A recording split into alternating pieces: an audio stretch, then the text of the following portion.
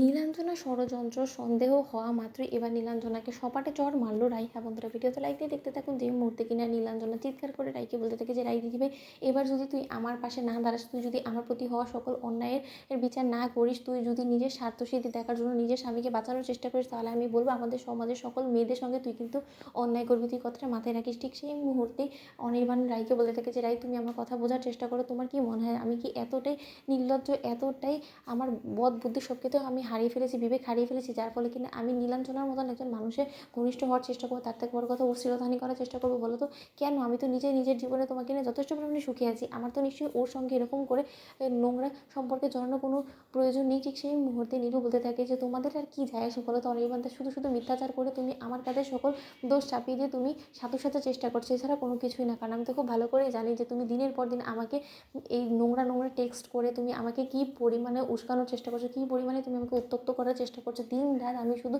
নিজেকে বাঁচিয়ে রাখার চেষ্টা করেছি। আমি শুধু এটা ভেবেছি যে কোনো মতে যাতে রাই দিদিভাইয়ের কাছ থেকে আমি গোটা জিনিসটা গোপন করে যেতে পারি, কারণ আমি কোনো মতেই চাইনি যে রাই দিদিভাই এই সময়টাতে এরকম কোনো কিছু সম্মুখীন হোক যাতে কিনা রাই দিদিভাইয়ের নিজের এবং ওর সন্তানের কোনো রকম কোনো ক্ষতি হয়।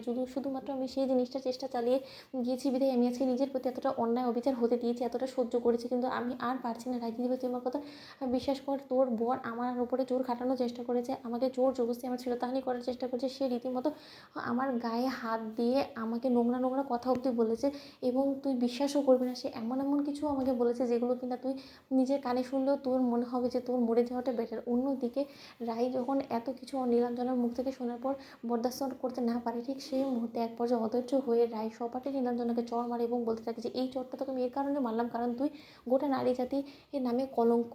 আর তুই ভুলে যাস না নীলু, যে তুই আগে যে অপকর্মগুলো করেছিস তারপরে তোর জন্য এটা নতুন কিছু না হলো, আমার জন্য সম্পূর্ণরূপে এই জিনিসটা নতুন। এবং আমি কোনোদিনও ভাবতেও পারিনি যে তুই নিচে নামতে নামতে এতটা নিচে নেমে যাবি যে তুই আমার উপর প্রতিশোধ নেওয়ার জন্য আমার স্বামীর চরিত্রের উপরে কাদা ছেটাবি। এবং তুই এটা বিশ্বাস করলি বা কী করে যে আমি তোর বলা মুখের প্রত্যেকটা কথার উপরে বিশ্বাস করবো এবং অনির্বাণকে আমি ভুল বুঝতে শুরু করে দিব?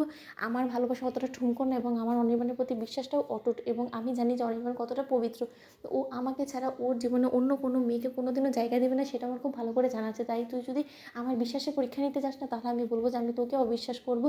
তুই একটা নারী হতে পারিস, কিন্তু তার শর্ত তুই নারী হিসাবে যে তুই কতটা নিজেকে নিচে নামিয়ে ফেলেছিস সেটা তুই নিজেকে আয়নার সামনে দাঁড় করা, তুই নিজেই বুঝতে পারবি। আর এই চটটা তোকে এর জন্য আমি মেরেছি কারণ এই চটটা তুই ডিজার্ভ করিস। তুই লোকেকে জড়ো করে, তার থেকে বড় কথা তুই যা ইচ্ছে তা করে নি, কিন্তু কোনো মতে তুই আমার সিদ্ধান্ত থেকে আমাকে টলাতে পারবি না। এই যাত্রায় আমি আমার স্বামীকে বিশ্বাস করে, আমি আমার স্বামীর লড়াই, আমি আমার স্বামীকে সাপোর্ট করবো নাকি তোকে। কারণ তুই আমার মায়ের পেটের বোন হলো, তুই যে আমার সর্বনাশ করার জন্য ঠিক কত দূর নিচে নামতে পারিস সেটা আমার খুব ভালো করেই জানা আছে নীলু।